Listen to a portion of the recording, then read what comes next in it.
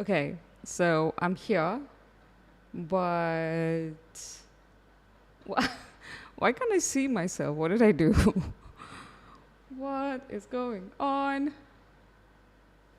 Am I visible, guys? Somebody needs to tell me. I did not expect. I fixed the audio and I am not visible, at least on my own stream. This is not right. Okay.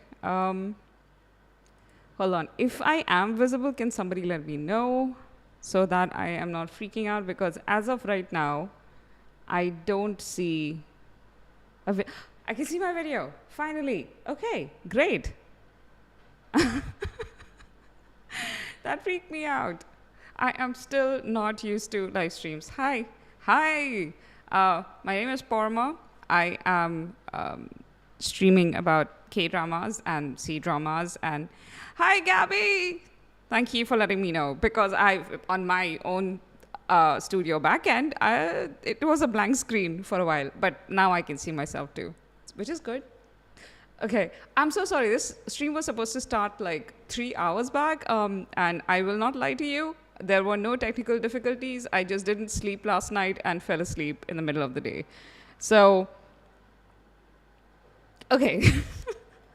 I'm going to wait a few minutes because that's what I've always seen live streamers do and then start talking about the dramas I want to talk about because this week I started watching My Sweet Mobster, which is unexpectedly good. And I'll tell you why unexpectedly in a bit. And also a new live redo drama from C-Drama Land, which I like that. I don't know. I get the sense that C-dramas are even better than K-dramas at figuring out what trend is really working for the audience that, loves watching these kind of idle historical dramas. That's like, it's fusion. It's not accurate historical dramas. And right now, yeah, the life redo thing is very popular. So, hey, Kathleen. Oh, yeah, absolutely. It's my fault for starting 3 hours late. Please go to work. Have a great day. And this video is going to be there for later. Okay. Listen, I'm just going to start because I don't know what to do while I wait for people to join. So I'm just going to start talking about stuff, the dramas that I'm watching. By the way, if you guys are watching something else or if you have recommendations, please let me know. It has been, right? C-dramas have been so good. Wait, I'm going to try and turn on the chat box so I am not the only one who can see your chats. Wait. I know how to do this, I think. Okay, I have the chat box on. Now I need to move my face. Figuring this stuff out is stressful. Okay, cool. Let me see. Yeah, I think. Okay, cool. I can see your chat box. I think other people can also see your chat box. So that is nice. I need to make my face smaller. All right, that should do it. That's good. I hope it's doing on the big screen what. Yes, it is. I'm very proud of myself right now. I figured out so many things about live streaming in I think half a morning, and that's all I have given this till now. But I will keep getting better at this. Okay, so what C-dramas have you been watching, Gabby? Tell me, because I like this whole life redo thing. I think with C-dramas, I'm not entirely sure which drama triggered it. I mean, C-dramas have been doing this for a while, but usually instead of a live redo, what the version that's been really popular, yeah, the double. Of course, the double's just it had gripped me so bad. I was just sick with anticipation waiting for new episodes. But have you ever watched The Tiger and the Rose? It's this like a drama from I think 2018, 2019. I need to look that up. But hold on, I just randomly have my studio thing on. Okay, what am I looking for? I am looking for this. I hope it works this time. Because during the last stream when I was trying to look up anything, what? Wait. The reason I'm looking this one up is, wait, hold on. So this was the first, the Romance of Tiger and Rose, this drama. This was the first one where, I mean, they had done this stuff before, but you had, jalousie kind of sprung into prominence with this drama. And if you guys would know jalousie, right? It's the girl from Hidden Love. And she has this, okay. I'm so distracted by all of the screens I have in front of me. And I found her first in this drama, Romance of Tiger and Rose, and she was adorable, but most importantly, she was basically, it was a conceit of this writer who goes inside the story that she was writing and meets the love of her life in this sort of pseudo-historical world. And then at the end of the drama, okay, I shouldn't spoil it, but it has a happy ending. I will not explain how, you guys can watch it. It's a bit silly, but C-dramas have been exploring this whole thing with, like, you know, a second chance, an alternate life for a few years at this point. So this transition into like doing a life redo thing where you just go back to your own body in a past time is just, I think it just works seamlessly. Hi, Amelia. Yeah, I was not expecting Sweet Mobster to be as good as it turned out to be. Okay. I think India won the cricket match. I'm just going to quickly check if India did, because these fireworks in the background are going to be going off for a while. Wait. I don't even know if, I think there is a, oh yeah, okay, there are explosions on my screen. It was India versus Zimbabwe, I think. And I can't tell if they've won or not. They wouldn't be doing fireworks if we lost, right? I'm not a very good Indian. I don't even know which World Cup is going on right now. Is it like the one-day matches or T20? It's probably T20, right? Yeah. Oh, we won by 7 runs. A highlight of the last month was finding out about the US team. Not so much because it's filled with South Asians. I mean, of course it's filled with South Asians. We've pretty much taken over the sport. Oh my God. No, I mean, it's fine. I get it. I mean, if they feel about cricket the way I feel about, no, Amelia, it's fine. It's the good thing about live stream, multiple, is that they always seem to get interrupted by random stuff like fireworks in the background. So it's okay. I'm going to make this low stress for myself, because I think last week when I did the tier ranking of like the 6 months of drama watching, I was so nervous, and like I was not dealing well with the stress of just sitting alone in front of the camera and doing a live stream. So I have decided it's fine if it's boring, and it's fine if there are interruptions. I will allow it. Yeah. Okay, I'm going to do this one at a time. So which one should I talk about first? Should I talk about, I was already talking about Princess Royal, so I'm just going to do that first, and then I'm going to move on to My Sweet Mobster. If anybody's watching this at a later time, I will put the time codes below so that you have a general idea of like, when does she talk about this and that? Yeah, okay. And therefore, you know, if you need to skip, you can skip. Okay. Okay, so Princess Royal. I was so happy to see this. I'm actually a bit surprised that they just jumped to, like, they went from the double to Princess Royal, especially because this particular actor, Zhang Linghe, who was in, what's it called? Kunning Palace. Kunning Palace was like, it was earlier this year, right? Yeah, I think so. Kunning Palace had exactly the same thing, where Bailu's character had this one, where Bailu's character had gone back in time. She was this somewhat tyrannical empress. At least she was supposed to be a tyrannical empress, but they were like, we'll just make her an empress who was de-seated by politicking and not really specify if she was tyrannical. The only thing they emphasized in the drama was that she used her relationships to climb the social ladder, so that she went from like an unwanted daughter in a family to very quickly the empress of a nation, which success, but also I don't think she was never shown as an out and out bad person, which I think the original idea seemed to kind of lean that way. Not that she was an out and out bad person, but that she made a lot of bad mistakes.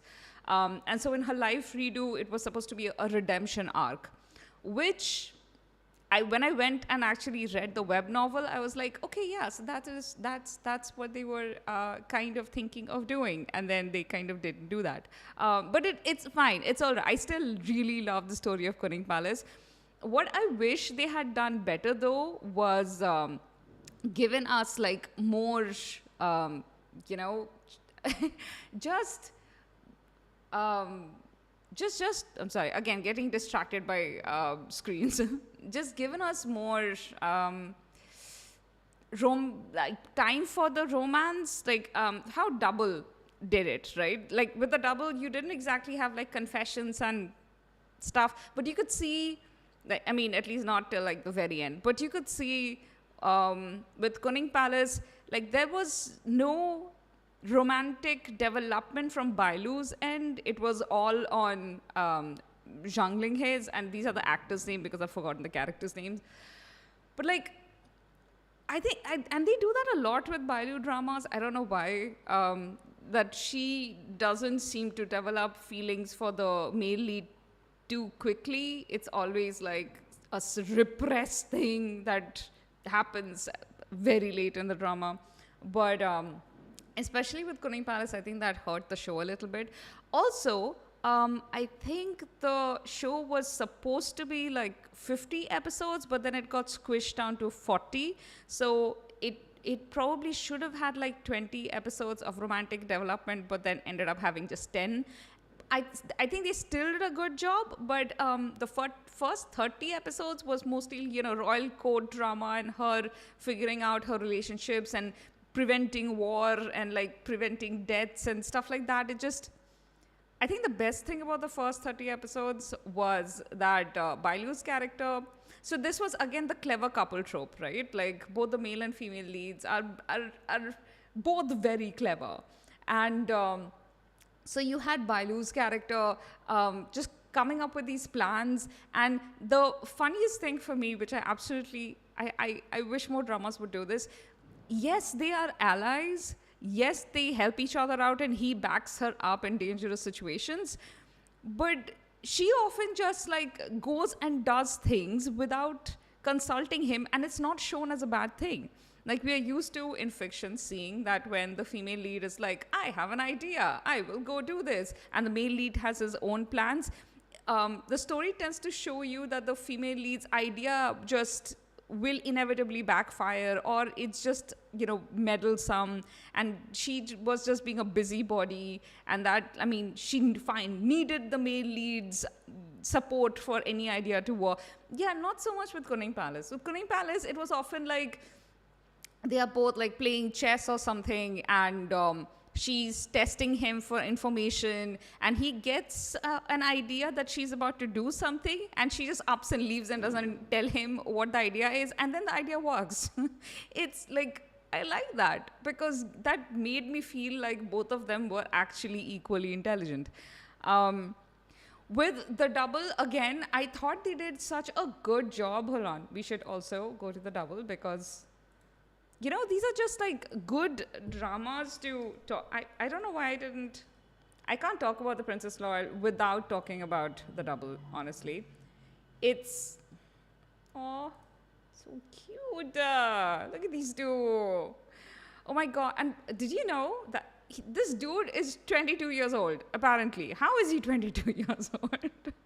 Like, I mean, good, but like, there was a lot of chatter with basically people being like, how is he giving, I don't know, mid 30s, late 40s so early, like with that maturity and that patience and all of that. Um, Very strong male lead vibes. It's something that I really enjoyed about this drama was probably I need a nice couple photo to put up. Um, that final episode was wild. Did you guys know that the double was supposed to have a bad ending? And I don't know why, because the original IP had a happy ending. But C dramas do this. They just decide that an open ending would be better, which is annoying as heck. But it is something that happens. Oh, I like this one. Let's do this. Oh, cute. Um, and with these two, again, a clever couple trope. Yes, you don't have that whole life redo, magic rebirth situation, but it kind of plays on the same tropes with the heroine getting a second life with her second identity. Um, I liked it. I liked all of the relationship developments here, but most of all, I really like their relationship development. Um, with your, I forgot the guy's name, Duke Su, but I don't remember his. But do I have to look up his name? I just found the pretty picture. Okay, hold on. Okay. um, Wang Xingyu. Wang Xingyu. Okay. So with Wang Xingyu, who by the way was the second lead in Kunning Palace, like it just between Wang Xingyu and this guy, this dude, what's his name? Zhang Linghe? I think it's Zhang Linghe. Just like they have the market cornered with these, really intelligent male leads who are also sweet and supportive and flirtatious but not overbearing. Even in Kunning Palace, where he had like Zhang Linghe's character had like this manic edge where he was supposed to. It was never explained, but he seemed to have I don't know, some kind of weird assassin mode that he couldn't break out of. It wasn't explained very well. But even there, he was never really intimidating. He was just like the only reason he was a bit intimidating to the female lead, and honestly, again, Bailu didn't really seem afraid of him that much, was because technically he had forced her to commit in the first life. Though if you watch the drama, you kind of find out that it was a matter of interpretation. And with that, we come to the Princess Royal, which Zhang Linghe is. I like that Zhang Linghe is not exactly the same character as he was in Kunning Palace. Like, this guy is totally different. Like, he has his own personality. Okay, my cat is probably going to. Okay, he didn't do anything, but he's here. He's like, he doesn't have the same personality as the spy. Oh no, spy guy in Kunning Palace. That's another trope, by the way. When the female lead has her vengeance arc, the male lead is there in like the secret, close to the emperor spy or general position. And it goes all the way back to Love Like the Galaxy, where Wu Lei was this general who was pretty much the adopted son of the emperor. And of course, while the female lead did her, domestic / royal problem solving, the male lead was there, like, giving her political support and emotional support. It was great. Honestly, for me, that is like the original mold for this kind of storytelling. Okay, please don't the clever couple storytelling in the royal court. And I also don't know why it's a royal court setting that is so popular for this, but it works. Maybe because of all of the intrigue that's there, the beautiful costumes. It lends itself to a lot of. I really like this artwork. They always show these at the end of the drama, and honestly, really beautiful. I really like this couple. Um, so this girl, Hoi, I have forgotten, Jinmai, something Jinmai. Hold on, let me find out what Jinmai, because I will be able to tell the names this time. Zhao Jinmai, I was correct. I have a bad memory for names. So Zhao Jinmai has, she's just, you guys have seen her in Amidst a Snowstorm of Love with Wu Lei. Wow, it's like the same pool of actors at this point. It's either Zhang Linghe or Wu Lei or the actor from Hidden Love. Though he hasn't done anything very prominent after Hidden Love, I see him in the same pool. And also your Wang Hiri. Again, this small pool of actors, some of whom are friends with each other. I think Wang Hiri is good friends with this actor, Wang Jinghe from The Double. Yeah, and like they are just like cute together, and it's yeah.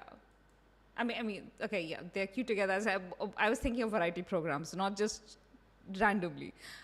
You've seen them sort of interact in different interviews and variety programs together, and it's been cute. But like they seem to be pulling from just this one pool of actors for these kind of storytelling, and I don't mind. They do a really good job. Okay, so her character Jinmai is doing such a good job. So I've only seen her in dramas where she's done. There was this one drama where she was this high schooler with a crush on a classmate or a senior, and then she goes to college and I don't know, basically has a college romance. She was really sweet in that drama. Should I look that drama name up? It was a high school drama. It's fine. She hasn't done a ton of them, so you'll find her easily. But also, I think that one's on Netflix. But thing called First Love, something like that. And she was cute in that. Amidst a Snowstorm in Love, a drama that definitely propelled her to international, into the notice of international fandom. This drama has so much. She was great. Okay, she was great, but how shall I put it? It wasn't exactly taxing for an actor of her caliber, and I do think she is a higher caliber actor than she comes across at first. The Princess Royal is honestly the first drama that I've seen her in where that is coming out, and mostly because this is a very young actor, but she is channeling the maturity and the mild cynicism of a woman who's nearly 40 years old really well, and I love it. And also, this is something that other dramas of this kind have not really done, where they have really retained the older, more mature mind of the person in the younger body. And I'm also calling out Lovely Runner when I say that, because it just, I love Seoul, I really do. But when she goes back into her 18-year-old body, she kind of, she's still, okay, fine, I cannot actually say that. Kim Hae-yeon really did make a nice distinction between the 18-year-old and a 30-year-old. But the way she interacted with Sonjae was still like, I don't know. It felt like an 18-year-old would be interacting like that. I didn't feel like, there was any particular gravitas that she brought from her 30s. Like, you could imagine, a soul who is actually 18 who would behave the way the 30-year-old soul in 18-year-old body behaves. This is so hard to talk about. But with Jinmai's character, it just, these are small things. These are not like, apple to apple comparisons. These are very different storylines, and I'm not saying one is better or worse. I'm saying there are certain elements I really like in certain dramas, and in this one, I'm really enjoying the fact that both Jinmai and what's his name? I just looked it up. Zhang Linghe. Zhang Linghe. I'm just going to Zhao Jinmai Zhang Linghe. Okay. And Zhang Linghe have this thing where, so what Zhang Linghe is doing is also really interesting. In their first life, they seem to have something of, how shall I put it? They were rivals, but also political allies at times. And this is when they are in their 40s. They're married, but kind of separated after the first year of marriage. They have different residences. Everybody knows that they are not, separated all but legally. And Jinmai's character is supposed to have sort of an in-house lover, even though, they make it very clear that the man is castrated, as if that's... I don't think they quite understand how that works, but never mind that. I think one of the reasons they did that in the story is a very effective way of showing what a shitty, court it was, because that was the kind of punishment that was meted out. His entire family was wiped off, and I'm talking about the second lead, who is played by this guy, Chen Hei. And do I have a picture of Chen Hei here? Let me see. Chen Hei is really interesting. Let me see. Is this him? I can't always tell from these pictures. No, that's the brother. Which I found the brother's arc really interesting too. The fact that he's supposed to be tyrannical. Chen Hei, this guy. So that entire thing about how in the future his family is wiped off by an order of the emperor, and the emperor is the current crown prince, who's really sweet and nice, and the idea that at some point in the future he's going to become tyrannical like that is scary. And so one of the missions that Jinmai's character Lirong, okay, that's her name, Lirong, and our hero's name is Wenxuan, Pei Wenxuan, I think. Wenxuan, let's call him Wenxuan.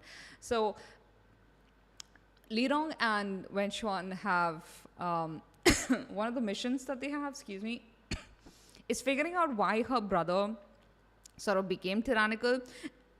And one of the things that I'm really, really loving about this drama are these conversations these two have. So, I'm sorry. It's gone. Is it okay? Something I realized. I was watching this political live stream a few days ago, is how much these, what do you call it? Hold on. Okay, cool. Sorry. I was, how often they drink water.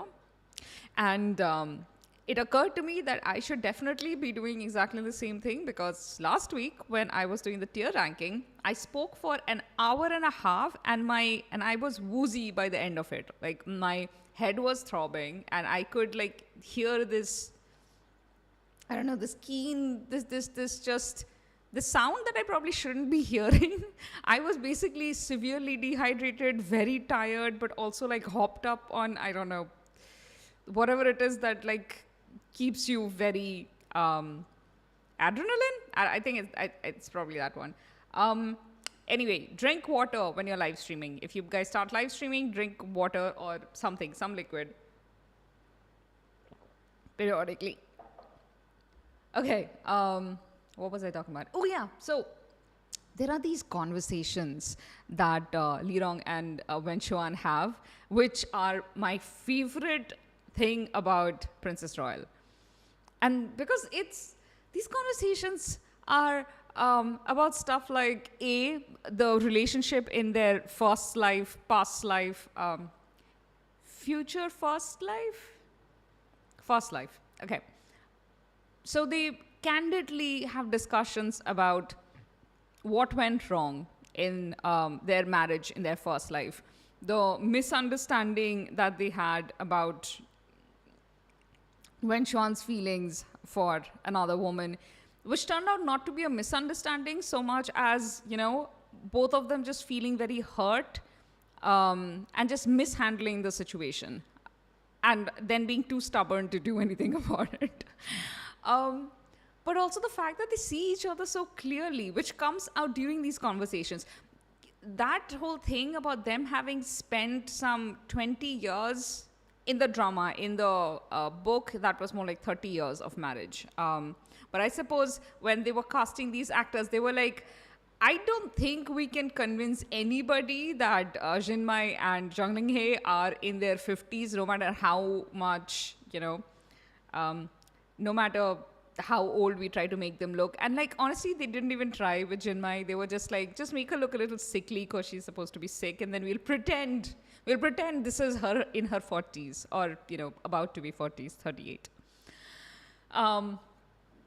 But yeah, so that maturity is necessary, right? When she goes back in time into her 18-year-old body, she doesn't become an 18-year-old. She still has the mind and experience of a 38-year-old.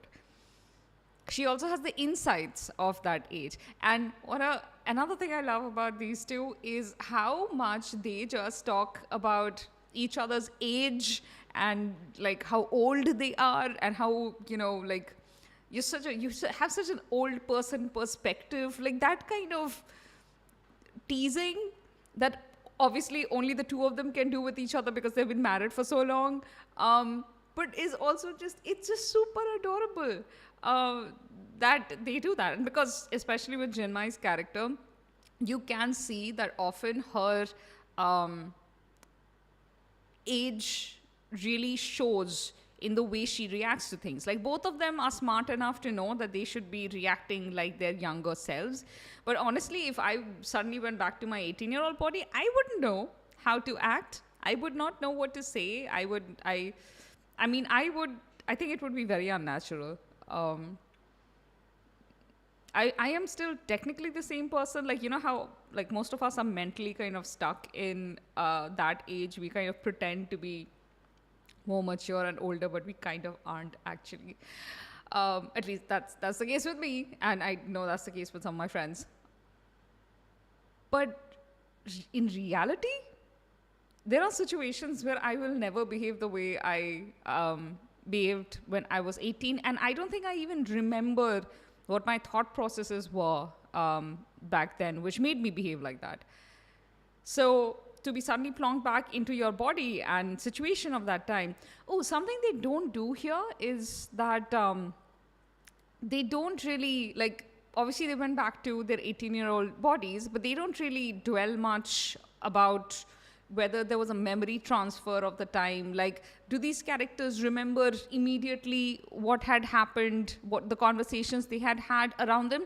Overall, the sense I get is that they kind of don't. As in, like, the brain that they had at 38 and 40 is what they have right now.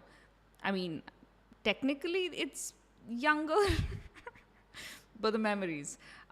So they don't remember what they were doing yesterday as an 18-year-old, for instance, but they remember generally what was happening during this time of their life because it was very eventful. They got married around this time. It was like a highlight. So they remember this period well. But all of the things that they're recalling, it's from decades past from them, whereas it's technically just a couple of years past for, where they are in the timeline. I really like talking, but Lovely Runner is trending again. Like, do you guys see this? I'm not complaining. I'm not complaining. I see Lovely Runner trending so often. It's a little, it's not sad. It's made me rewatch this drama again. What I was doing while Lovely Runner was airing was just periodically, like while I was waiting for the next episode to come out, I would go back and rewatch some of the first episodes. So I think cumulatively, like waiting for the next drama, go back and watch previous episodes, the first 6 episodes, I've rewatched some 7 or 8 times. It's sad. I never said I wasn't like a complete loser when it comes to certain dramas. I am, and it's sad, but that is what I've done. So I'm giving myself some time. I kind of wanted to go back and do a total rewatch for a video I want to make. Not complaining about time travel, but just about how good the storytelling was and how well they wrapped up the ending, which was something that I think surprised a lot of people because we are so used to having, that high tension climactic last couple of episodes and then, just like a stupid breakup happens for no reason. Like with Sanjay with Lovely Runner, they didn't do the breakup for no reason thing. Like you could see why the breakup was happening. It was just the writing was so good. I need to talk about it properly. And also the ending, the fact that they gave us time, but just these two being happy. And the solution to all of their problems was somebody actually doing their job. I don't know. I just love it. I love writing that just, they know the structures of the historical structures that the industry has for this kind of storytelling. They're aware of all of the tropes that are available for their use. But then they say to themselves that I want to make something better of this than just cobbling these tropes together. I don't know, the writing was really good and I want to talk about it, but that will require me to actually rewatch the whole thing properly. I didn't take notes any of the time when I watched it, whereas what I usually do, I'll show you guys. It's nonsense. It's not like really good note taking, but this is what I usually do. I just take just random notes when I'm watching something, and it's like we're not even, and then I like note down themes and stuff that I notice, which I find funny. Also, wait, hold on, since I already have this up. Isn't this so cute? Like, they flirt by...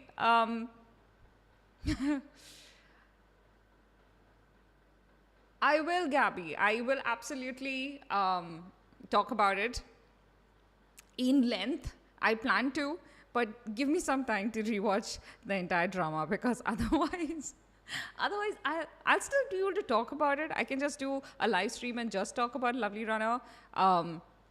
Which, should I just do that? Because I can just do that.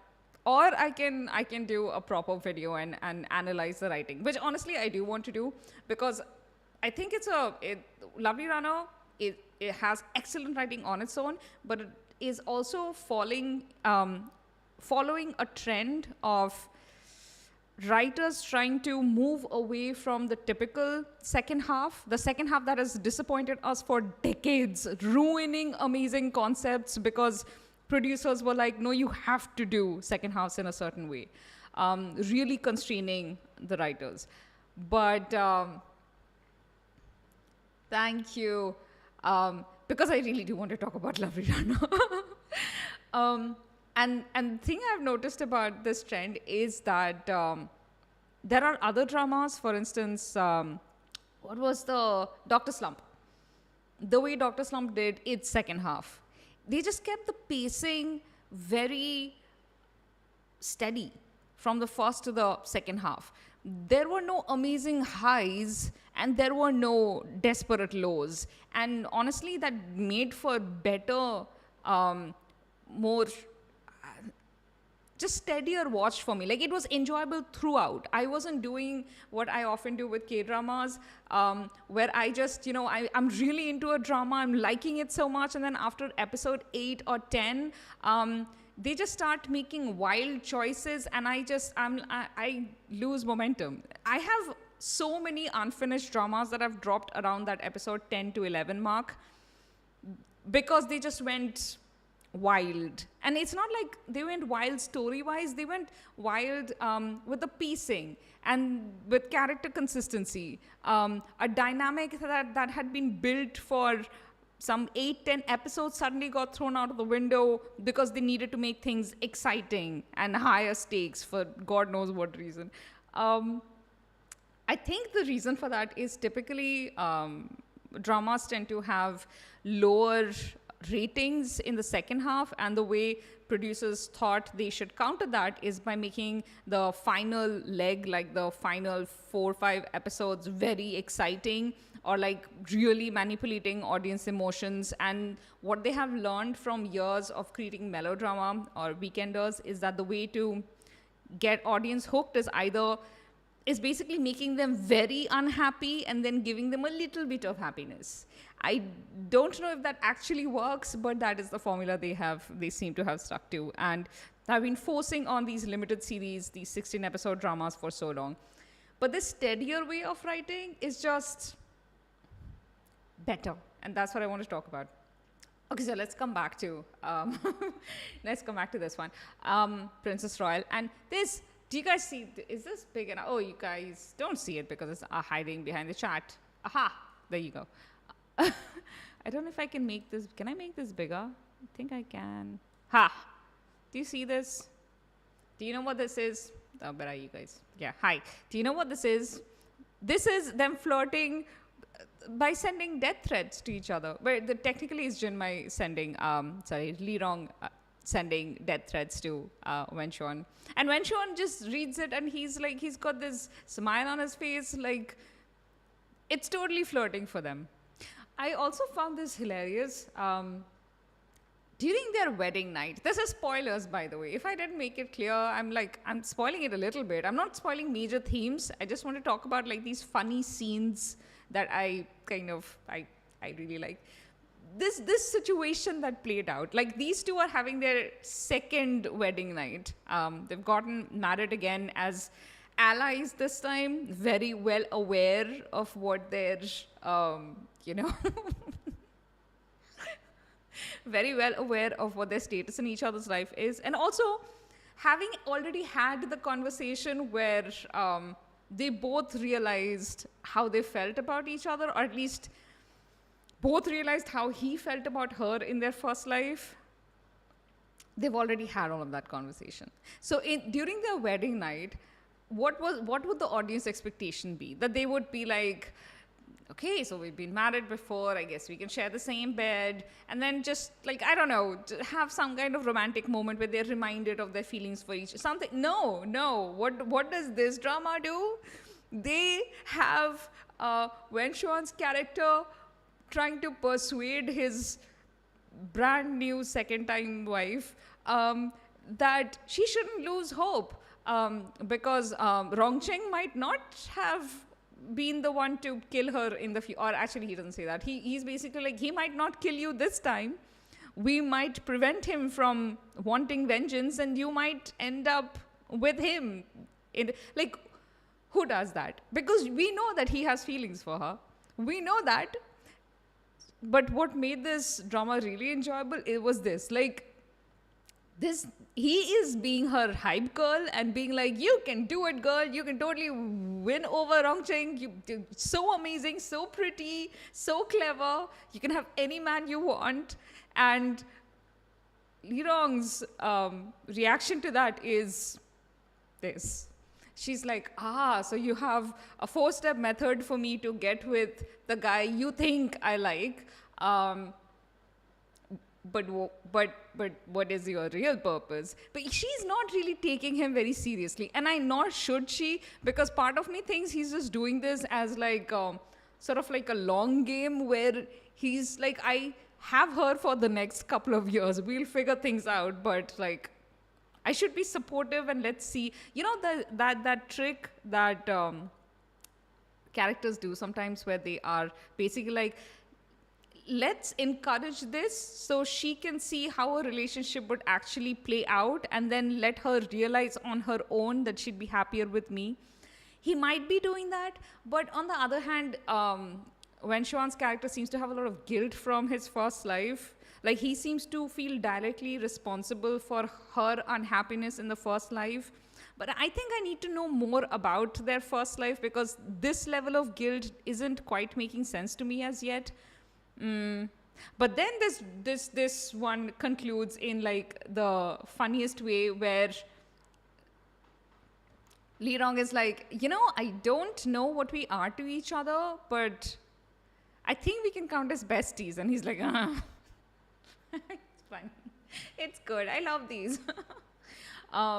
Also, this, like, they just randomly, they are going on a mission to find someone, and he's protecting her from the crowd by going like, she's my wife, she's my wife, she's my wife.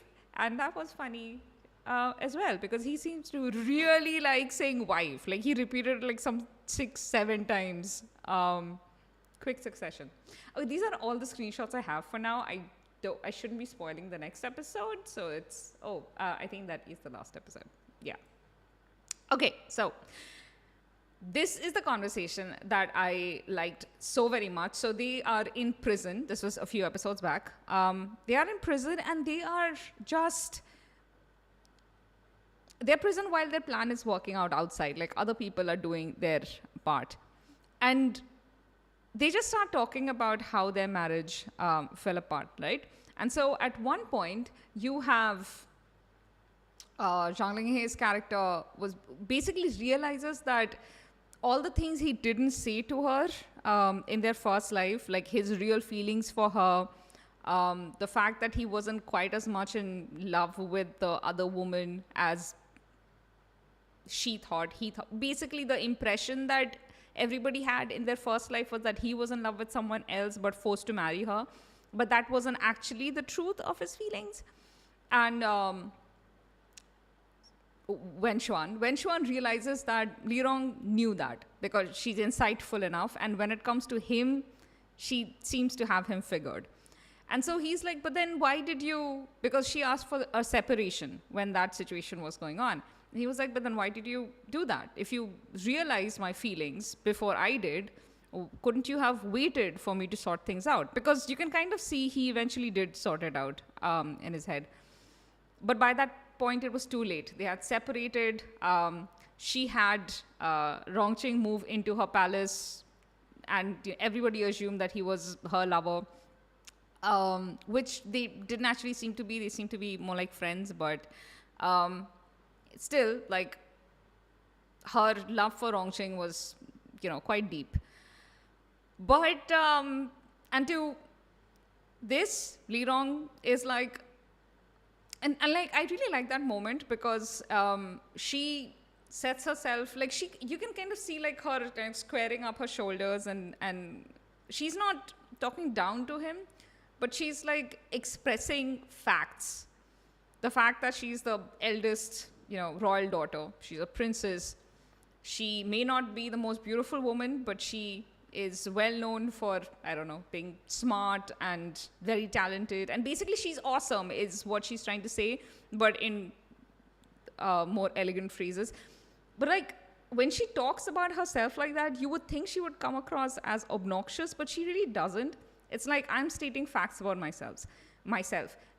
These are my many merits, and you didn't see that. And it's beneath me to just wait around for you to figure out your feelings while I sit there seething in resentment of another woman. I will not do that. Why will I do that? So I moved on. And this really sealed the,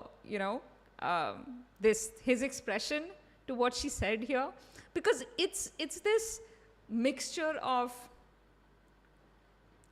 contrition, I think is the word. He basically looks contrite, but also he acknowledges the truth of her words. And like, it's this smile that's mixed with so much affection, acknowledgement, guilt, but also humor. It's like, it's so many things, but in no point, like, he's more smiling and he's more laughing at himself than her at this point, because she's right.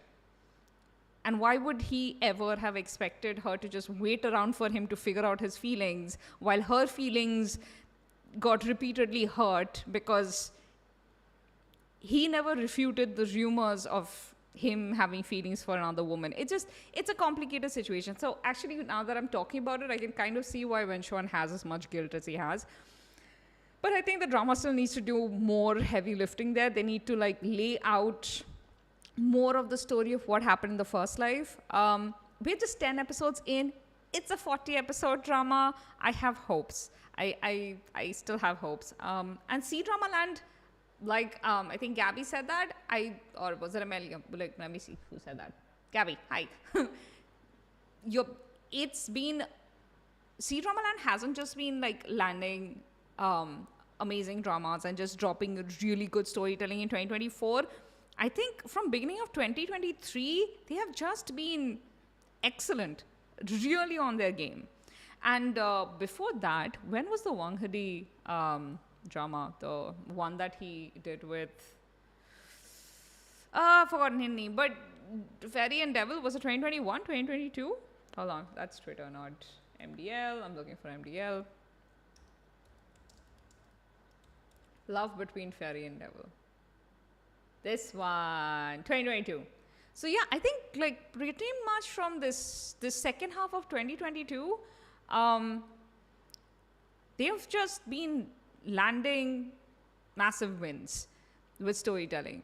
They've had so many really, listen, it's hard for any industry to do a lot of high budget dramas, but especially to do a string of high budget dramas and a lot of them doing really well, not just like internally, and because obviously China's market, internal market, domestic market itself is huge.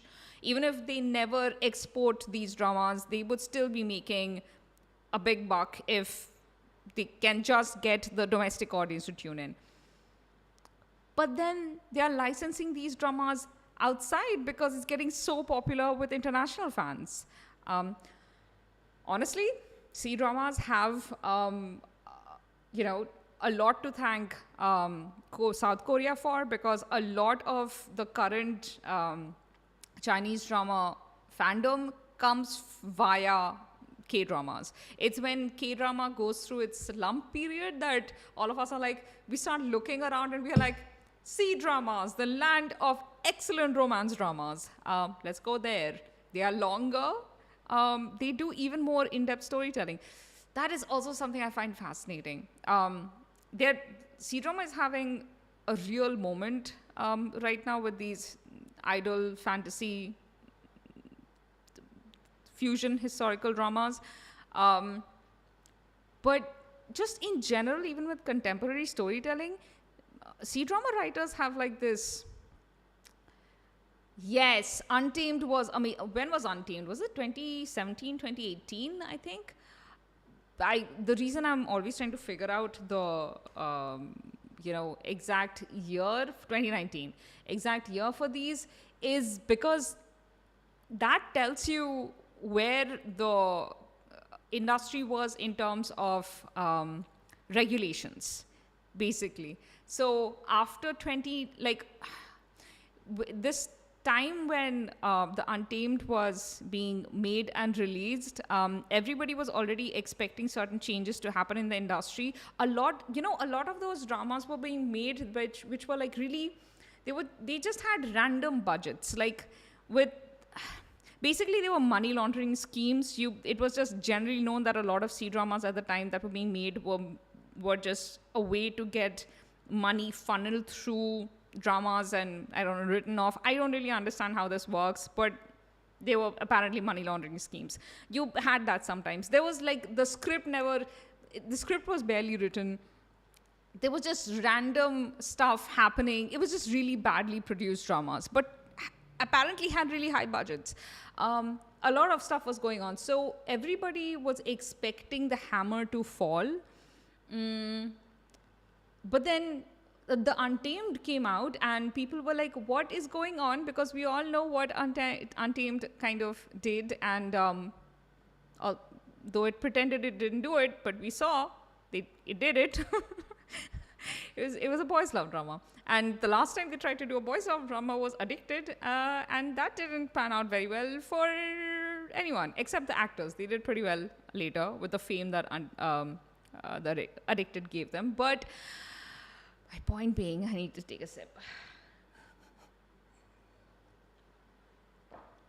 My point being that they were waiting for regulations to come in, right? And right after Untamed came out, everybody was like, it's going to come in now. It's going to come in now. And they were like mild regulational changes. But it was really, I think, 2020 or 2021 when the regulation hammer actually started falling.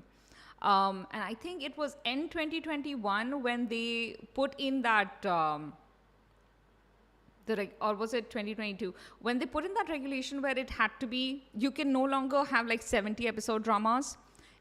If you want to have like a drama that's stretched over 2 seasons, there needs to be like a 6-month gap between the seasons, which is the reason that the Young Me drama, what was it called? Wait, hold on, let me look up Young Me's new drama.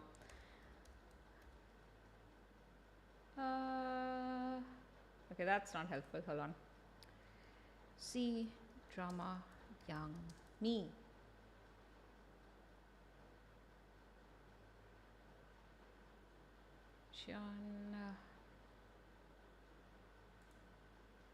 Wait, I'm looking up the wrong actress. No wonder. Wait, her name is not Young Me? What is it? Okay, I know how to find her. Give me a second. It's through other related actors.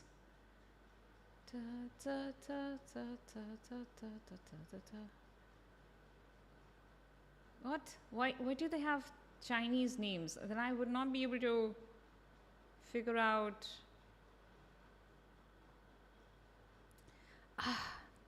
What was it called? What's the drama that had...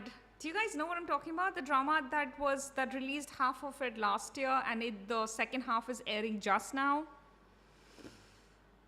So bad with doing references because I can't recall names. Wait, hold on. He's definitely done...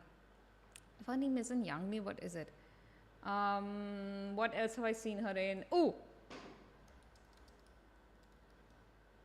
I'm sorry. When I get like stuck on what reference it is, I absolutely need to... Young Z! I'm so sorry.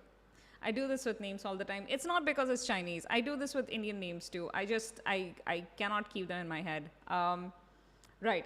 So this is the one. Lost You Forever, season 2. Separated by some 6 months. I barely remember the plot of season 1 at this point. So this is not something that production...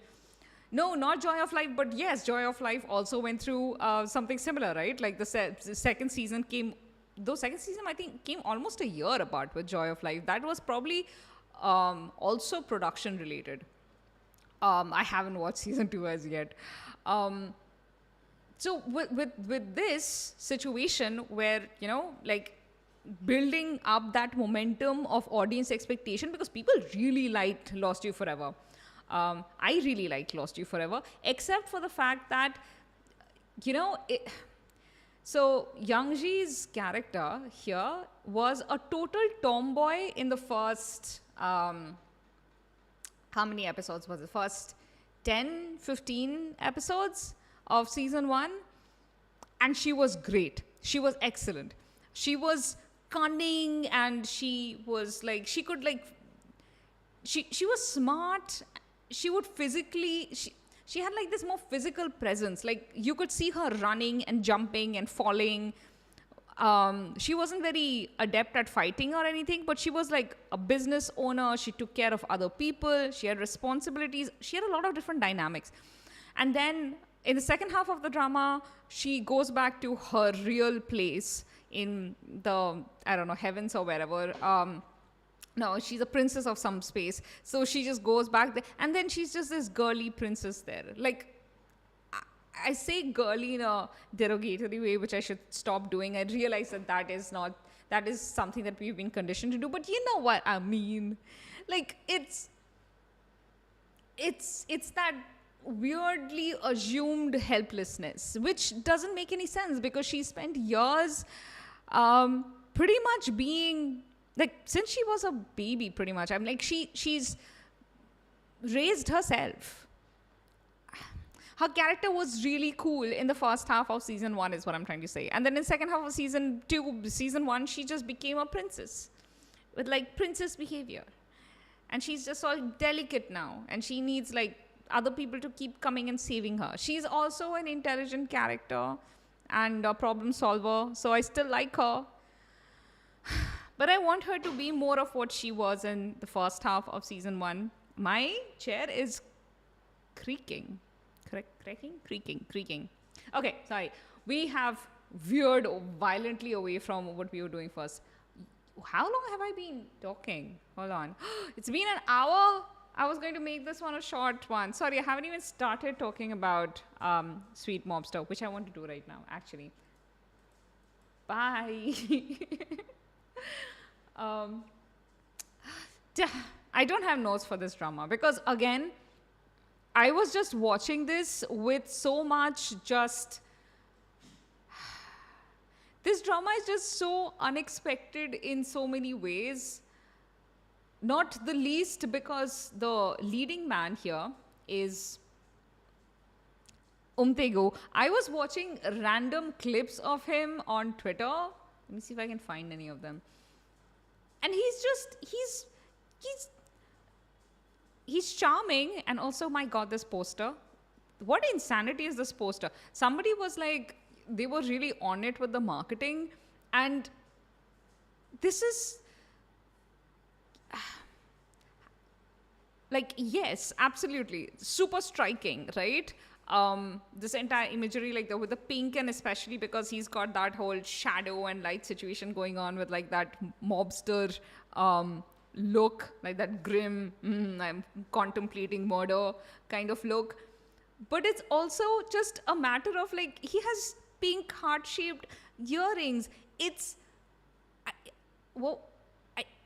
I think they really saw the Barbenheimer situation and were like, we can use this for our own story. And that is like, that is the kind of inspiration taking I admire. But also it doesn't tell you anything about the actual story is what I'm trying to get at.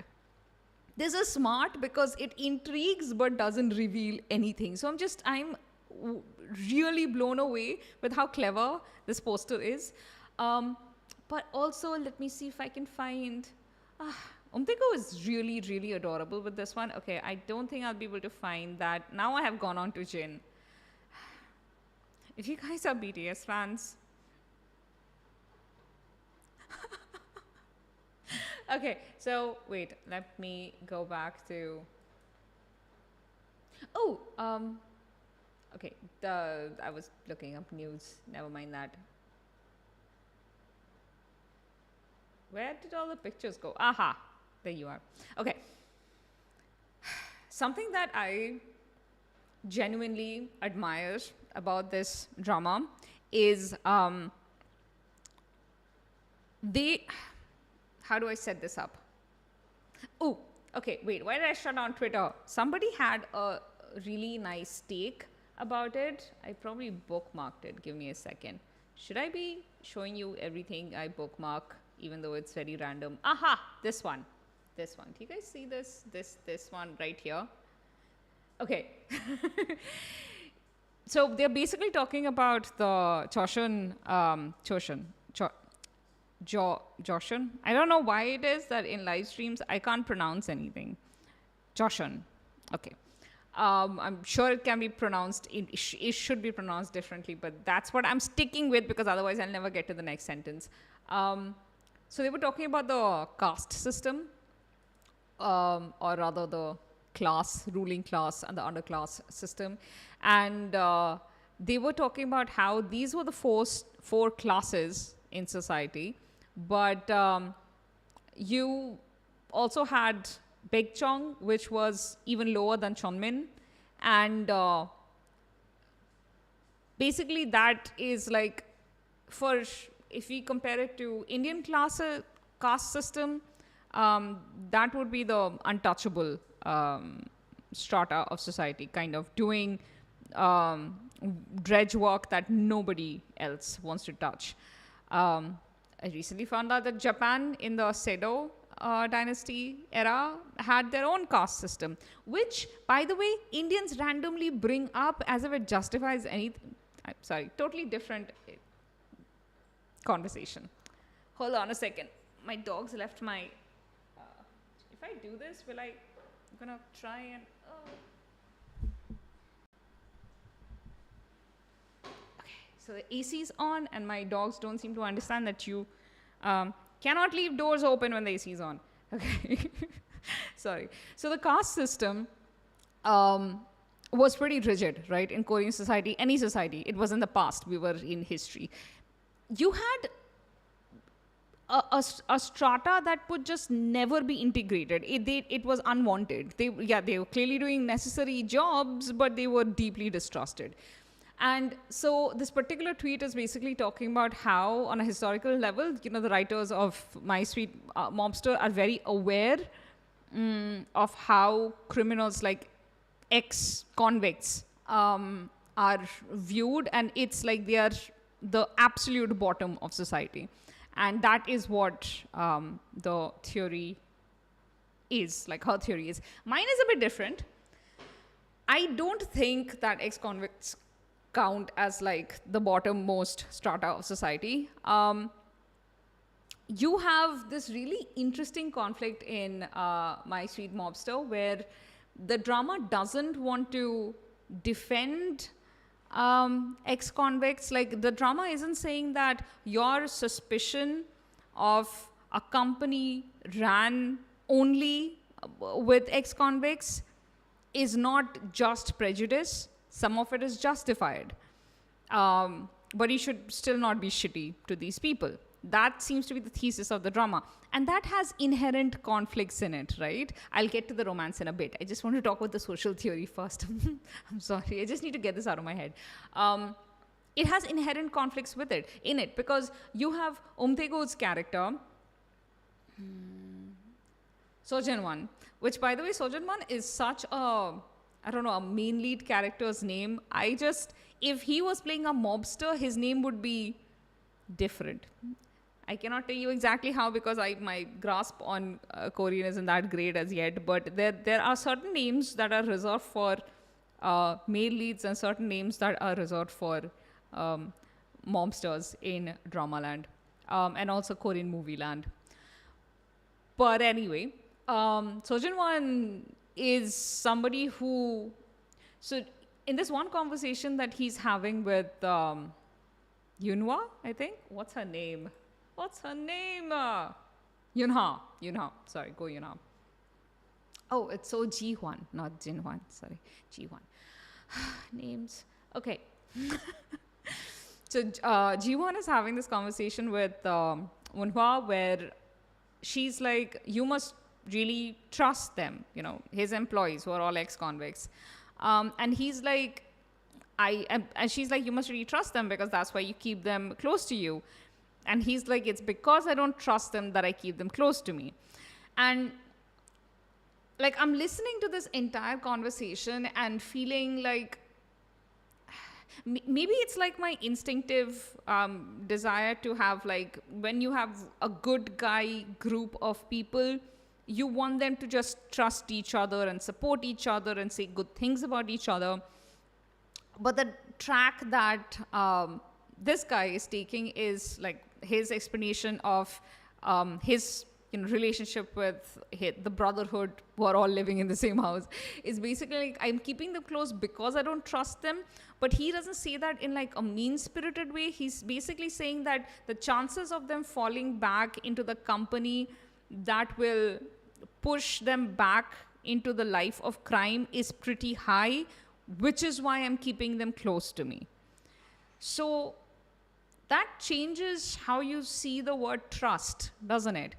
It's not that he doesn't trust that they want to be better, that they want to contribute to society without harming anyone. He trusts that, but not their ability to stick to that goal, because social pressures won't let them stick to that goal without a lot of support. And he's trying to provide that support. To my very like socialist heart, that support should be coming from larger society, but more especially the government. I'm like a flippy floppy, like I'm a capitalist socialist, which might sound like a yeah, it probably isn't a thing. But like there are certain aspects of society, but I think capitalism does a good job. But I also think that the way we use capitalism is like a very corrupted version of it. That it wasn't how it was originally thought of. It doesn't matter. What we have today is capitalism. It doesn't matter what was originally thought of. There are certain aspects where it works, but I think government regulation of it is very important. And if somebody's thinking, why are you putting in politics in my K-drama? I'm sorry, but I put politics into everything because politics it very much affects my personal life. I don't know about other people's. What with laws ruling my every move. So I do that. Anyway, society should be the one providing the support that Ji-hwan is providing for his family of ex-convicts. And it's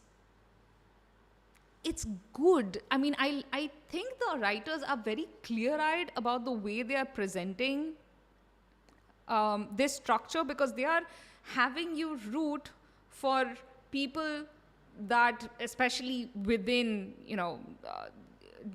South Korea, with the domestic audience, people already have a lot of prejudice towards, but also people have just been taught to fear a lot. So they are not doing what I've seen other drama lands do. For instance, I've even seen K-dramas do in like lighter shows. Taiwanese dramas do this a lot with mob bosses. There are mobster families, but they're actually good-hearted people. Like, dude, you guys trade in drugs.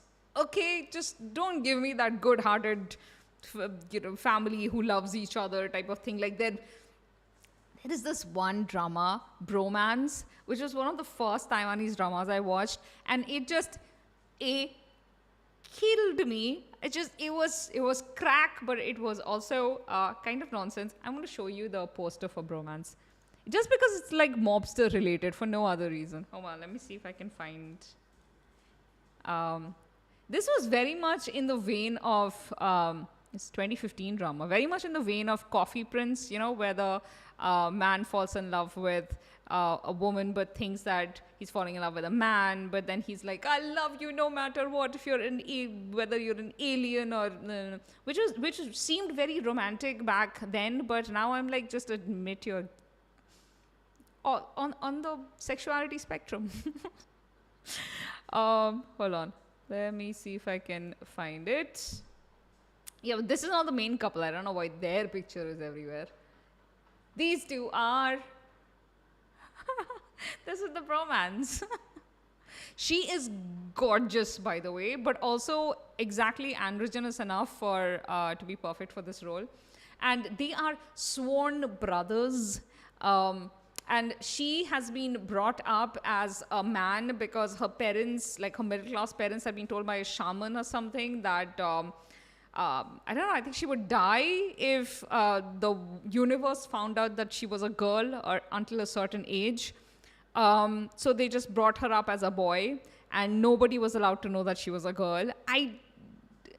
It's a concept, and then suddenly when she's 26, her parents are like, you can be a girl from right now.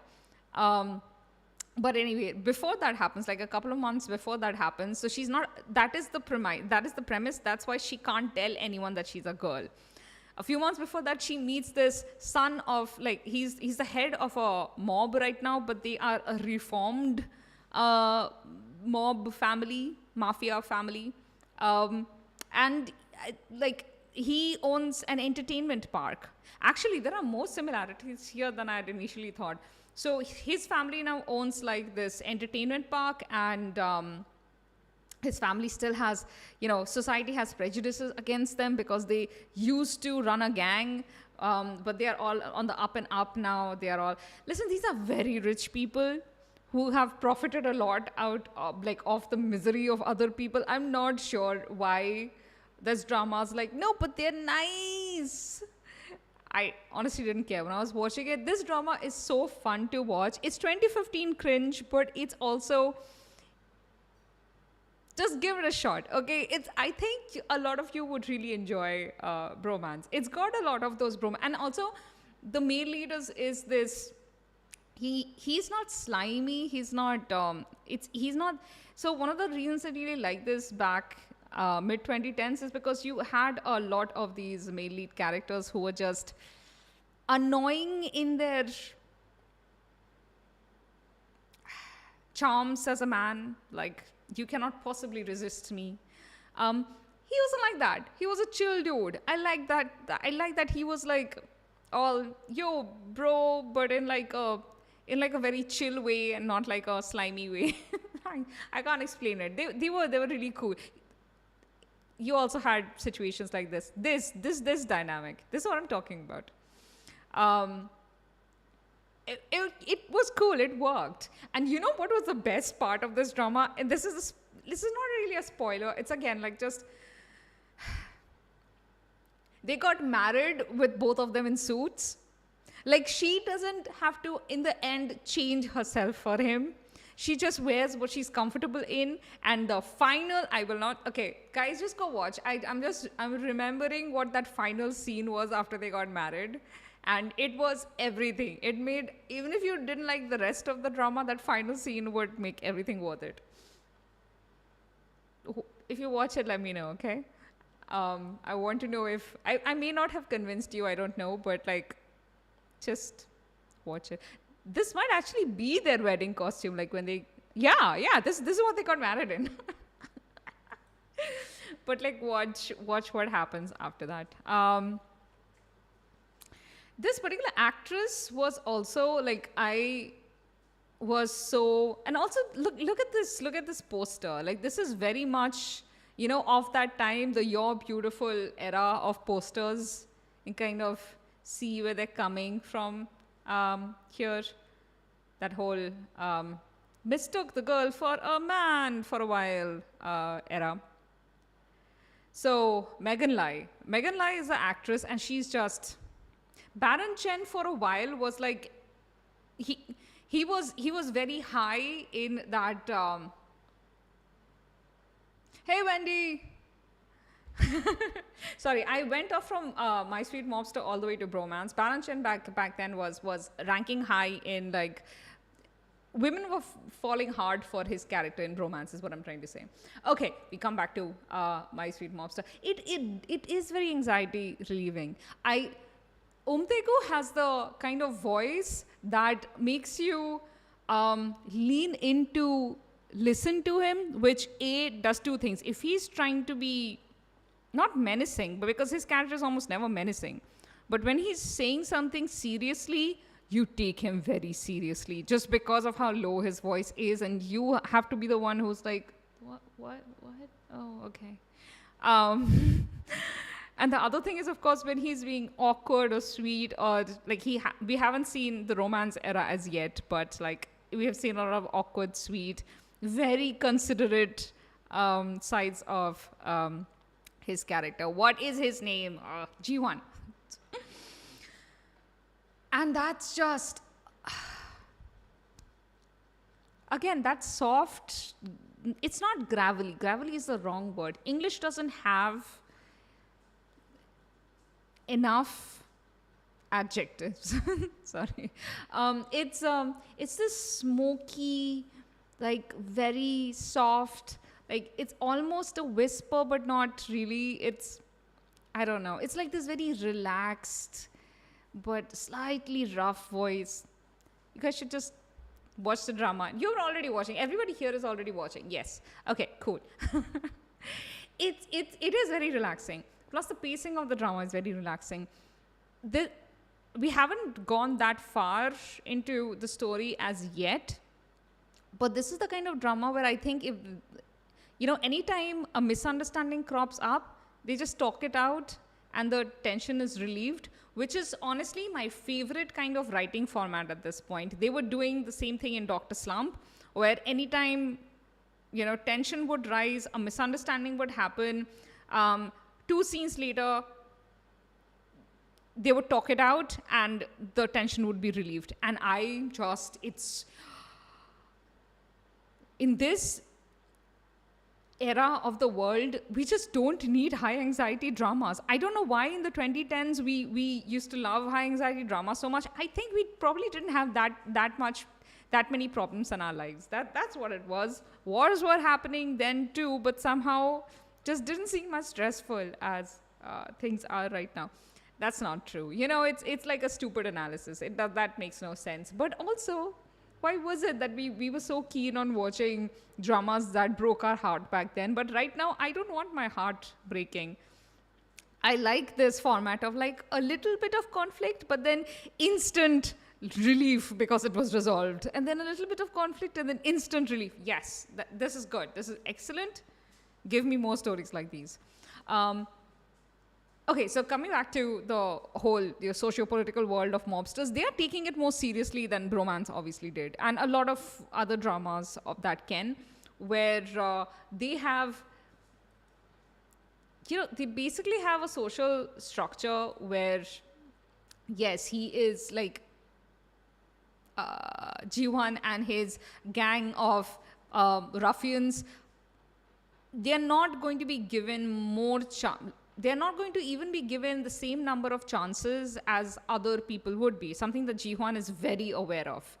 So, whereas other companies without, convicts in their, ex-convicts, in their branding, where other companies can be underhanded, they can cheat, they do bad things, they can lie, promote things in underhanded ways and still get away with it. Because they can be like, but we are a legal company, we are up in a base. The trust is already with them. Jiwan's company is working with a trust deficit. Like they are in the negatives. So they are sort of trying to just bring it up into the positives at this point. And yeah, that is not like a huge part of the story, but like it's prominent enough that I like that they actually put thought into this dynamic. So when you have the prosecutor character, which by the way, is this dude here in all of these images? Yes, this guy. I know he's not the Oppa. Like I think we all know by now that Jiwan is the real Oppa from her childhood, which reminded me so much of that What's Up with Secretary Kim plotline where Park Min-young is like, I have to find that childhood Oppa, and then locates the wrong brother. Is like, anyway, that was hilarious and a bit messed up. But that's what I was reminded of with this one. But anyway, you can kind of like, it is a big coincidence. And she hasn't outright asked him as yet, are you the lost Oppa from my childhood? And dude has very general similarities with the Oppa. Okay. Hi. What? Lily. That is my puppy. You can't see her. Let me do this. Hey, do you want to see my puppy? Okay, I'm going to show you my animal brood right now because they're there. So that's Onu. They're blurred here and there. Yeah. Okay, that's Onu, which means little. He's a little cat. And that right there is Houdini, who's a bigger cat. And let me see. Where are the... Oh. Okay. Do you see my... Okay, I don't think I can show you guys my dogs that easily. Do you see the blurs in the background there? There are two dogs there. Okay, I did a very bad job of showing you guys my kids, but there they are. There they were. I have two dogs and two cats in the room, is what I was trying to express. MSM reminds me of the work Chess with Prince Boyle set up, homeboy industry in the US that gives former gang members, prisoners a skill set. Oh, I think I've read this. Kanasa must be unusual in... Yeah, exactly. So that's what I'm saying, that these are usually done by social programs, but in a place like South Korea that has you guys know how bad their drug laws are, right? Like, if you're going from any country where, thank you, Amelia. They are very cute, that's true. Except when they bark in the middle of recording, that's not funny. but you get used to it. uh, you have really bad drug laws where even if somebody's carrying ADHD medicine, prescribed ADHD medicine, from you will see my pets in a lot of my videos. Even when I'm just doing like scripted edited videos, there is usually a tail or part of a dog or part of a cat somewhere in the frame. Yeah, you can't even take ADHD medicine into South Korea. It's bizarre. I had a friend of mine who had to leave, not just her ADHD, I think even her, so she has ADHD and depression, so she couldn't take any of that. And that she was there for like 2 to 3 weeks, and it was just not very pleasant, obviously. But that happens. Like it's an interesting space. However, like, I'm sorry, you guys, if you're from the US, you guys don't get scot-free. A lot of this moralizing against ex-convicts is directly inherited from Americans. US basically had 30 years to form the South Korean constitution, form the government structure, but also form the prison structure, the policing structure. A lot of what you see in South Korea, and a lot of K-drama fans, when they newly come into K-dramas, they're like, wait, South Korean society is so advanced. It reminds me of the US. Yeah, that's because the US set things up there to sort of mimic their own society. They wanted South Korea to be their far post in the East, keeping an eye on both Japan and China and North Korea. But honestly, North Korea was not that big a priority for them. It was always China and Japan and Russia. So it's their little outpost. Just like in the Middle East, you have, certain countries that are their outposts. Okay, so coming back away from politics, you have South Korean society being very rigid about ex-convicts. And yes, if you could just have like more social programs where ex-cons would be allowed to integrate back into society, where they are taught skill sets, but they're also hired. Okay, so what I mean by like the way South Korea views crime, if you guys watch Stronggal Namsoon, so part of the plot there was basically just it had that very prejudiced outlook towards criminals. It's almost like crime is almost like a genetic thing. Like it's something that you just cannot stop doing. I don't know. It just came across very strongly over there, where the female lead's mom, I think, was. There was this hilarious scene, partly because that was in the zeitgeist of South Korea at the time. The plotline had to do with drugs, I think, and. So there had been a few instances of the government basically ramped up, like in reality, the government had ramped up the war on drugs in South Korea. And so the drama did this very melodramatic thing of like heroine's mother, who's the boss of this loan shark company. I don't know, it's a bank, kind of. And she has this very dramatic moment where she's telling her secretary, I can't believe it. There are drugs in South Korea again. How is it possible? As if there ever was a time when that was not the case. There are very few, like, South Korea, because of how severe the penalties are around drug usage, almost barely has any real cases. But the fact of the matter is that the black market is nigh on impossible to completely eliminate. So what South Korea ends up doing is they penalize users instead of dealers. You actually have easier laws, like penalties for dealers than you have for users. Users have it the worst. And in the last couple of years, they have been just cracking down on teenagers at this point. There are like 1,000 teens, like underage kids, who have been charged with drug possession, and they are underage. Like, talk about a society that does not support rehabilitation. And these are just like people who. And so how do you think they view ex-convicts? You're pretty much been marked for life. You can never be good again. What do you mean you're trying to do good for society? That is just not even allowed, pretty much. Do I have water left? Yes. Huh.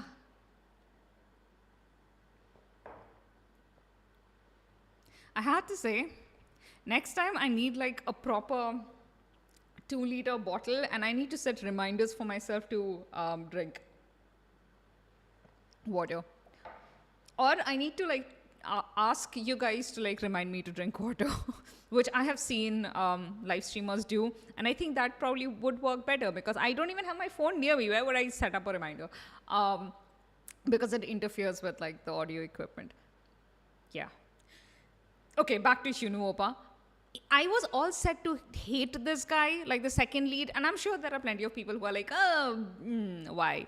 And okay, but on the other hand, and you can kind of see what they are trying to do with his prejudice towards Ji-hwan being especially bad because he thought he had seen, and you can pretty much be sure that what he thought was wrong.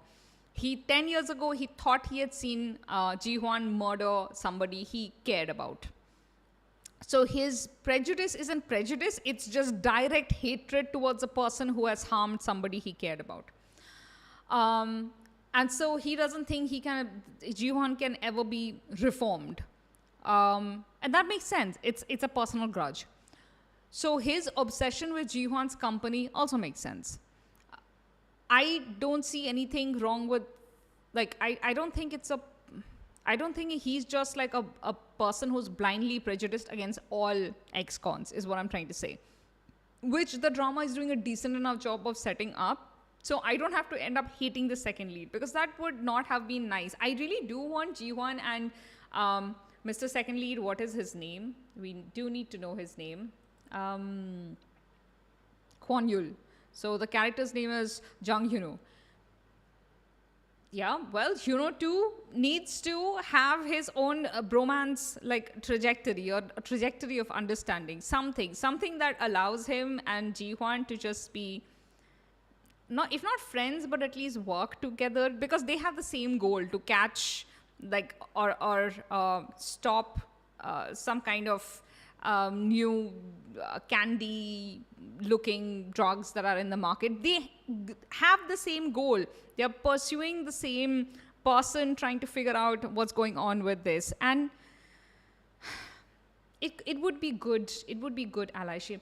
This sequence, like where both of them are drunk and Ji-hwan is like on the playground, and it's like you can kind of tell like they are doing that little cute little thing where Ji-hwan can't really be, unguarded and sweet and soft because he has the whole ex-mob boss persona going on, and then he is drunk on very little alcohol. Also, I love how Dramaland keeps giving us these men who get drunk on just like drops of makgeolli, for instance, like Sanjay in Lovely Runner. He accidentally imbibed 2 drops of makgeolli while a bottle was flying past his mouth. Sure that got him drunk.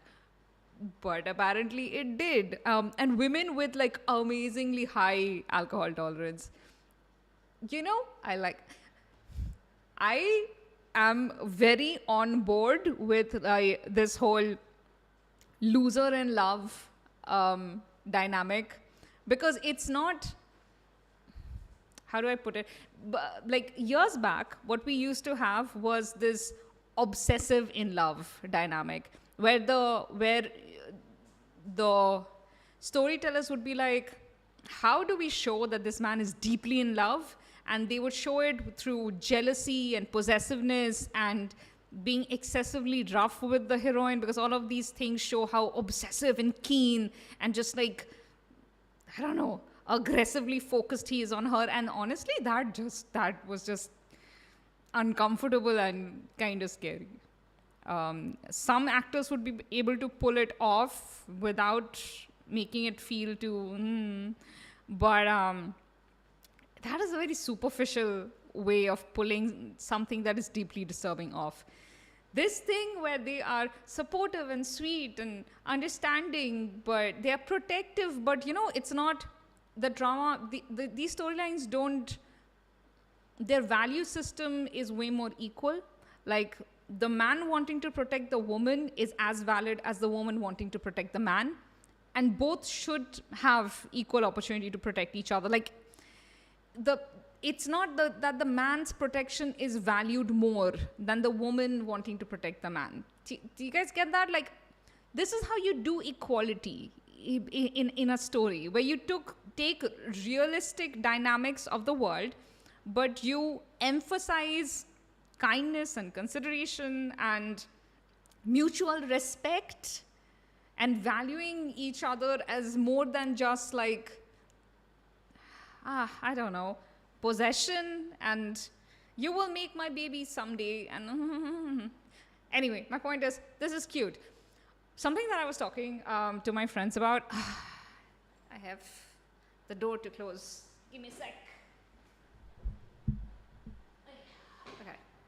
Something I was talking to my friends about was Dramaland's use of alcohol. We don't love it. Because there are dramas like Bora de Bora, where the use of alcohol is excessive. And I love Yuna, I really do. She made me watch the entire drama, because, again, that was a drama where the second half was not aligned with the first half. And the first half itself had its own struggles. There are certain dramas that I watch that leave deep scars in my heart. And I can't even talk about them because it makes me sad, angry to talk about them. And Bora de Bora was one of those dramas. I just took like an entire year's hiatus from writing because I was obsessively writing about Bora de Bora while it was airing. And I just exhausted myself. Sorry, that's like tangent. Coming back. What were we talking about? We were talking about alcohol usage. So alcohol usage can be like random and completely nonsense sometimes, the way they did with Bora's character. But because she was completely alcohol dependent. However, the other way of using alcohol in a repressed society where you wouldn't show the real side of you is basically this. And they do this plenty often, right? Not just where the hero is just being sweeter and like showing a softer side to him, because Jiwon is already super soft around Yunha. Yunha? Did I say her name right? Yunha, yeah. He's already super soft around Yunha. It's not like he has like a tough man demeanor around her. He just doesn't. He's respectful and he's soft and he's sweet. But like this whole childlike thing came out when he got a bit drunk, right? And I cannot complain about that. Like, this is one aspect of the use of alcohol that I just can't complain about. In Lovely Runner, you had Sanjay, who gets very easily drunk, being super sweet with Taehyung. Like, I think this was towards, there was one instance in the middle of the drama and one instance at the end of the drama where he got drunk and the men bonded over that. It's fine. Like, in a society where otherwise you are really forced to act in a certain way, this is also fine. At least we get these scenes, is what I'm trying to say. This was super sweet. This aspect, let me see if I can find a reference picture to show this well. I will say, like, I am not above this, okay? I also find this kind of stuff like really fun to watch. Even though like this is like ideal man dynamic, but I am not above tropes. Wait, reference picture that I need. This whole thing that Eunhwa's character has, where she's like, I just want the world to be wonderful, and I want, good things for children because I used to be a poor child. I want to make content for children. I like this. I think I like this more because she's unsuccessful. So something a point I was trying to make, let me see if I can find that tweet, because at least then I'll have an image to put in front of you guys. A point I was trying to make about found it. Okay, so something that Eastern media does a lot is talk about, social media like it's a corporate thing instead of like this freelance, independent, you be your own boss thing, which is true. Honestly, successful social media influencers are all managed by companies. If you're independent on your own, like you got your success on your own and you hired a manager, then yeah, you have a certain amount of, you're free, you're a free agent. But in the East especially, but also in the West, those like things like Hype House, and I don't even know names of the other social media houses, where you have like this group of like 12 young adults in the same huge California mansion where they are just creating content together, but also basically desperately poor because they are constantly working. They have to churn out a certain amount of content because that's in the contract. Otherwise, they'll get kicked out of the house. It's a really toxic environment. But my point is, at the end of the day, it's still companies making profit off individuals. And in the East, you have these movies and dramas that are showing social media as basically, like these content creators, as basically employees of companies.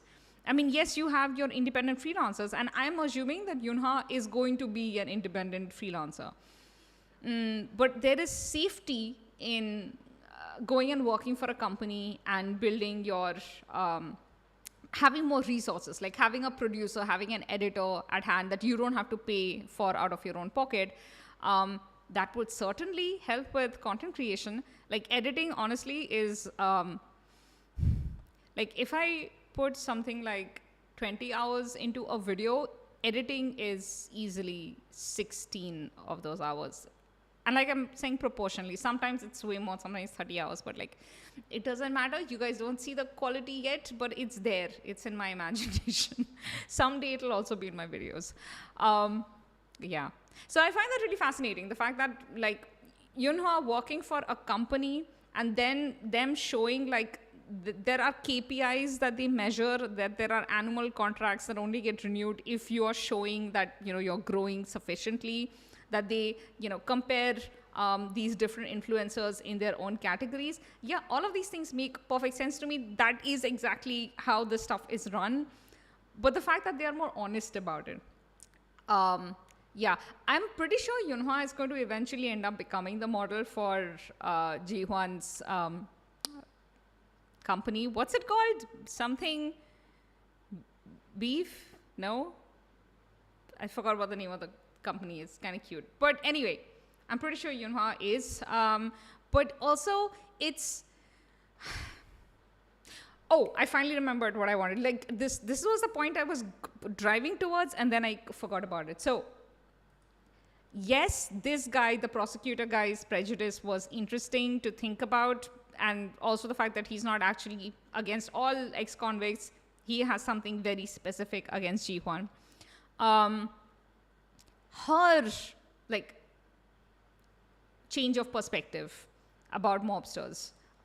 I should stop saying mobsters. Ex-convicts, because they are not mobsters anymore. Ex-mobsters. Her meeting these people and initially having... Again, she has her own memories of loan sharks coming to her house and messing things up. So her initial prejudice against Ji-hwan's character, that kind of slowly evolves until she's not at that stage yet where she will like blindly defend them, but she's getting to know them, so she's way more willing to give them chances, but she's also aware of external prejudices. For instance, she's very aware of how the prosecutor sees them. So you can kind of already see her sort of developing her, like changing her conversational patterns to protect them in what way she can. Like the instance where this little girl that both the prosecutor and Ji-hwan were, sort of taking care of, like keeping an eye on, goes missing. And she calls up Ji-hwan to ask, where the girl is. And Ji-hwan is like, come back to the house and I'll tell you. And the prosecutor is like, who were you talking to? Because he clearly knows it has to be Ji-hwan. Like this, and where she doesn't tell him. She tells Ji-hwan that she's next to the prosecutor. She's not really worried about him knowing that. She's willing to be honest, but she will not tell the prosecutor about Ji-hwan, nor that she's staying at their house. Like, they haven't really reached that point in the storytelling yet, but I'm pretty sure that part of the instinct is to protect Ji-hwan from more scrutiny, because she can sense how hostile the prosecutor is towards him. I really like that the writing shows, a slow development in a change of perspective and in a change of her relationship dynamic with Ji-hwan, but also the other people in the house. It's a good show. It's sweet. I love Om Tae-gu most of all in the story, but also I just love how reassuringly solid the writing feels. Okay, I finally ran out of things to talk about, and this is again really long. I need to figure out a way to not talk for so long. I'm probably exhausted, everyone. So I'm gonna wrap up now. I don't really have. I was going to make final recommendations of a few dramas, but honestly, I think I already gave you guys enough recommendations in this one video. So yeah, I think that's pretty much it. I'm gonna go now. I'm gonna go and have a lot of water. And next time I try to do a live stream, I don't know. Tell me if this was it a chill version? I don't know. I just talked a lot. But if you have recommendations for live stream topics, tell me, because I need ideas. And in the meanwhile, I am working on getting out an edited video. Do you guys watch my edited videos? I don't know if you do. I think Gabby does. Amelia does. Okay, yeah. Have I seen Wendy in the comments? I don't remember. But my point being, I am working on something and hopefully we'll get that out next week. But if I do end up doing a live stream, what topic do you think I should do the next one on? Okay, that's it. I'm done. Bye. Bye. How do I stop the stream? Aha.